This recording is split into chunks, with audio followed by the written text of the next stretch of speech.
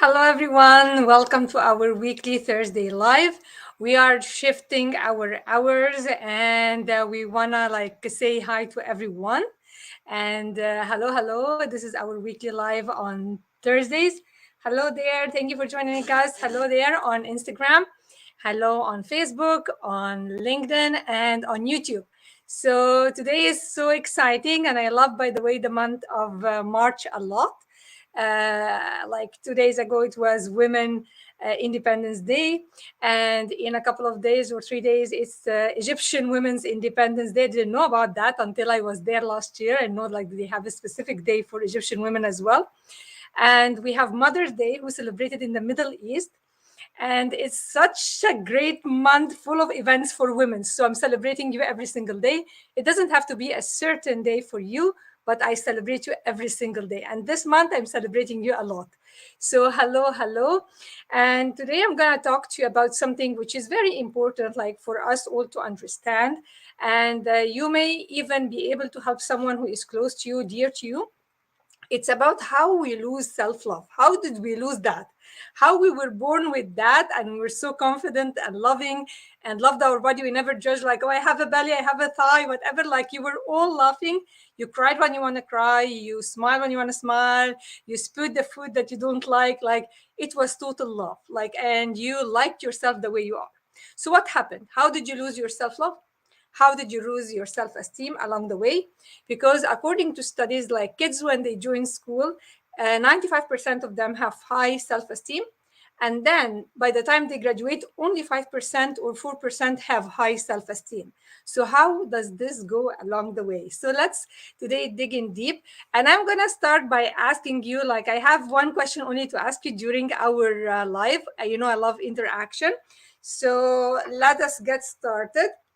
So I said, like, what is the belief or the thought that shifted in you from being as a baby or as a young kid and changed your life? What was that shook all this self-confidence, that shook all this self-love? You were born already believing that you are lovable and you're worthy of love. This is how we were all born, and you were born so confident, by the way. So when I work with my clients or like the people I work with, like to achieve the goals they want, I'm not giving them something they don't have. It just had layers on it. And we remove this, and they succeed massively.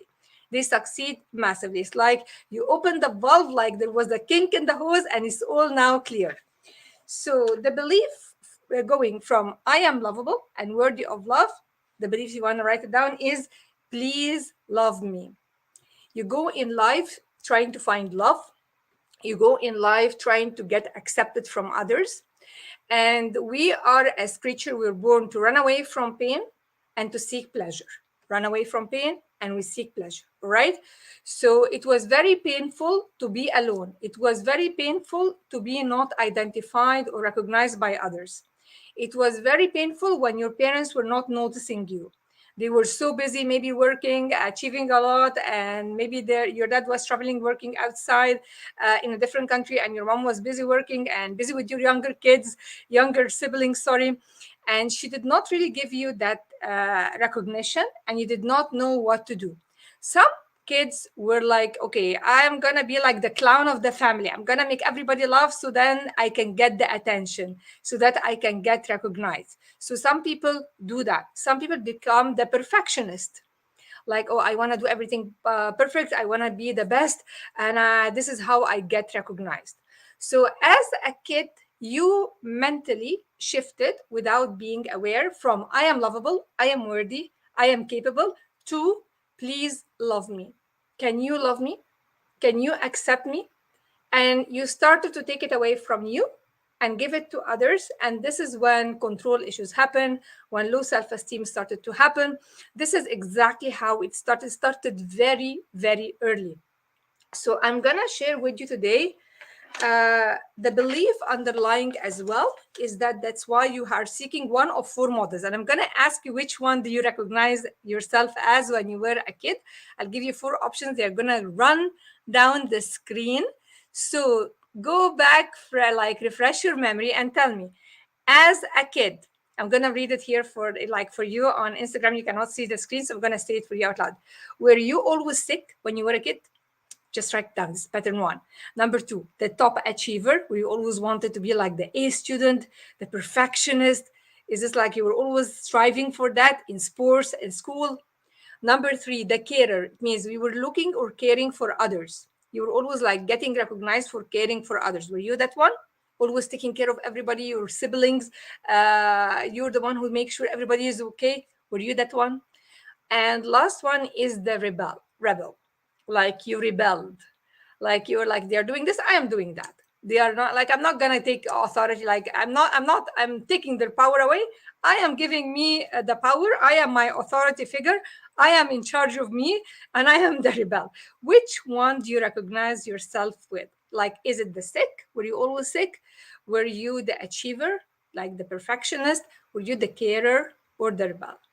Like, there's nothing wrong with any of them. Just, I want today to bring this to your awareness, to make you understand what pattern is running your life. Because usually people who are running their life through these patterns, they are not aware, and they are not happy, and they do not fulfill their dreams. So let's see how we can help you turn this around.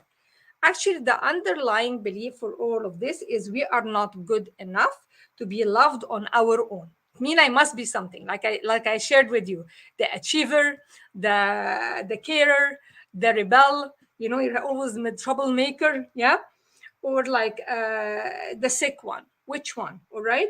So we must earn it some way. This is the belief we all built as kids. So we want to earn the love instead of being loved for who we are and being recognized and seen as kids. And this is building up with you forever. It's a lifetime thing. All right. So as for children, the sick one, like, for example, maybe as a kid, you saw that your sister, when she gets sick, she gets all the attention. Whoever is the sick child, they get the attention, or they travel a lot, they take her to doctors. So this is how I'm gonna get the attention. And then you started like, okay, then I'm sick. Oh, so this is the way to get my love, by being sick. And people who have developed this pattern unconsciously, it follows their life all the way through. So, oh, my mom used to buy me other gluten free food. You know what? Oh, I have been seeing my doctor. And they always talk about their sickness and illness. It grows with them. Like, now they are adults and still it runs their life. And why would you want to talk to people about your sickness if you talk to your doctor? Like, why would you do that? Like, it's the pattern running you. So I'll share with you. Well, here, well, like, this is, as a child, this is how they think, they see. Well, if I can see, if I matter by the length you go to keep me well. Meaning, like, this is the kid. You need to be sick to be noticed. So this is the belief that the kid built it. I need to be sick to be noticed. I need to be sick to be taken care of, to be acknowledged in the family, to have the center of attention. Like, but as I said, the sad part about it is that people grow with it all their life, and it runs their life. All right. So this is the first one. So the underlying belief for you guys is, I need to be sick to be noticed. Well, you can change that by saying, well, I am enough. I am not any longer this child. I do not need, like, I am now an adult. I was a child. As a child, I was helpless. I had to develop certain mechanism in order to be accepted and to survive. Right now, well, this is not helping me. I don't feel happy. So I am choosing to change that. I am enough, and I am choosing the patterns that are going to create the love and the worthiness, because I am worthy. I am enough. I don't need to be sick so I get the attention of others. All right, guys, this is for the first type. Second type is the outstanding achiever. So with this one, adults who grow with this behavior can't actually outgrow them. It becomes super stressful for them. For example, if you are, I work a lot with top achievers and high performers, and they are really stressed. They have ulcers, they have developed ulcers in their mouth or in their tummy. Like, they are under high pressure of stress all the time.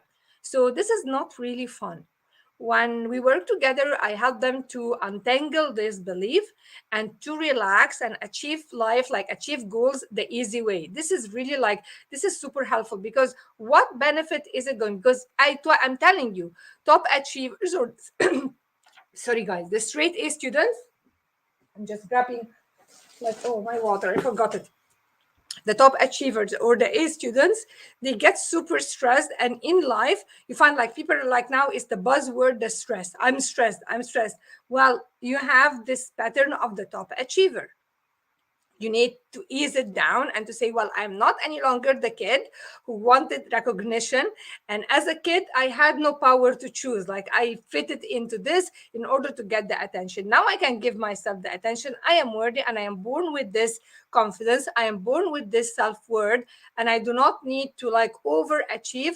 I am going to do always the best I can, but without putting pressure on me. I don't need the approval of anyone.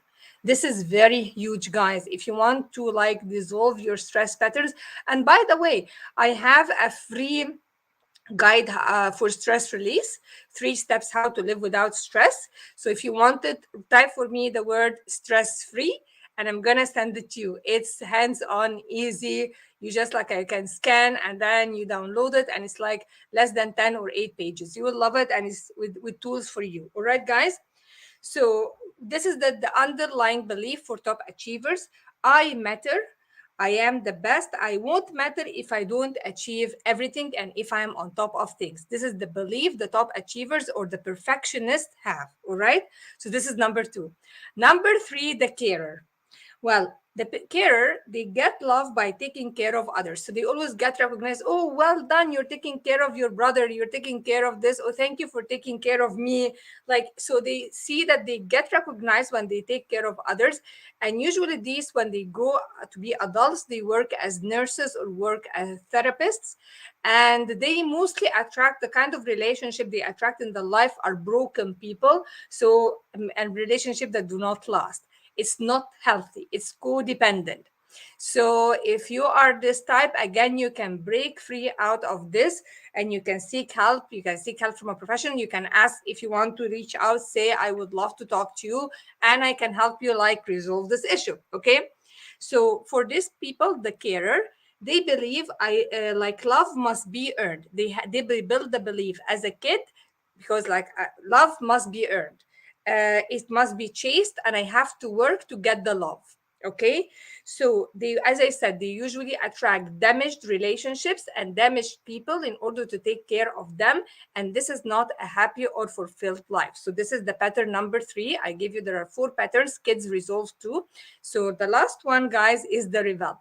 The rebel is the one who's usually the youngest in the family. For example, mom and dad were top achievers, and I have other 3 siblings, for example. They all have like, they're all good, they are doing the best, they are perfectionists, like whatever it is. And for the last one, I need to have my own way in order to get recognized, because everybody wants attention. Everybody is the most important person in his life. And if you treat people like really like acknowledging them and giving that, recognizing them, you will never lose your relationship with them. Because for everyone, guys, each one is the center of his life. Each one is the center of his life. And if you have an in close relationship, treat everyone as the most important person and you're never gonna lose him. Treat him as the most important person, but first you must give it to you, because without it you cannot give it to others. All right. So the rebel, what does he usually do? Usually, I said, he is the youngest in the family of high achiever, and he loves the attention. He wants attention. So you'll find that he's having problems at he's getting into quarrels, he's getting into sports and falling and hurting himself. Like he's always having something, like he said, like, I'm taking away the power from the adult authority figure in my life, and I'm gonna be like my authority, and I'm gonna get the attention. I'm gonna set the rules. This is the rebel. This is the last type. So to sum it up, as kids, you developed a survival mechanism in order to be acknowledged and seen by your adults. And the sad thing, guys, is like as kids, we believe that if the family or there are problems at home, we think that we are the problems. Actually, or we have to change our behavior and adapt in order so that everything gets fixed. Actually, the adults in your life at that time who needed to modify their behavior and to acknowledge it, but you are worthy. You were born, as I said, you were born very confident. You were born full of self love. You were unstoppable. Like you were not scared to share how you feel or what you want to eat or whom you want to play with. Like you were so honored and you were so lovable. The shift, I said, the I'm summing it up for you now. The shift that happened is from I am totally lovable and totally worthy of love and recognition to please love me. Please love me. So this is how most people go in life, looking for love and for approval and acceptance outside, right? As kids, what you have four patterns that you developed into. Number one, either the sick child. Number two, the carer, you take care of others. Number three, you have the outstanding achiever. And number four, the rebel. Okay, so which one were you? Can you break this pattern and know that now you are not, and that's not you any longer? That cannot be you, because when you, as a kid, you build the belief and you said, this is gonna be the way forever, but that's not true. You can always break the pattern, put a full stop, straight line across the page, and start and build up your self esteem. Just you need to polish it, but it's already there. I hope this helped. I hope this is like useful for some of you, and whoever needed to listen to this will benefit. I am sure of that. If you would love to have the stress release guide, just type the word stress release. And I have as well as 3 day like three tips on self-care, because you need to care of you take care of you so that you can give birth again to this leader inside you, build the self-esteem that you lost it along the years, and then you can give it to others. You cannot give to others what you don't have, right? You cannot pour from an empty cup. These are not just cliches, this is the truth, guys. So if you want it, I have as well the three tips, like hands-on tools for self-care. If you want it, just type self-care Russia and we'll send you as well. Me or one of my team, give us just 24 hours to send you the guide. All right, guys, have an awesome rest of the day. Thank you so much for whoever was able to tune in with me, always coming up with tools and tips for you on how to build your self-esteem, how to achieve goals, manifestation, and relationships. Have an awesome rest of the day. Bye-bye.